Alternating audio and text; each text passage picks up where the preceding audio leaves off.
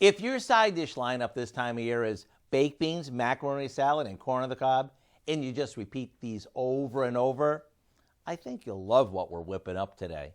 It's a fluffy quinoa salad made with a collection of colorful veggies. And the best part, it goes with just about anything. We start by cooking some quinoa according to the package directions and cooling it. Then we add some cherry tomatoes that we cut in half,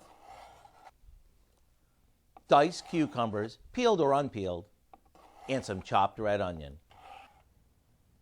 Now we add a can of chickpeas that we drained really well. And to give this a fresh summery taste, we mix in a homemade vinaigrette that we made with a few off-the-shelf ingredients. After tossing all this together, we finish it off with some crumbled feta. Then we're good to go. You can serve this at room temperature or chilled if you prefer. Either way, this side dish is so fresh tasting and different, everyone will be asking for more.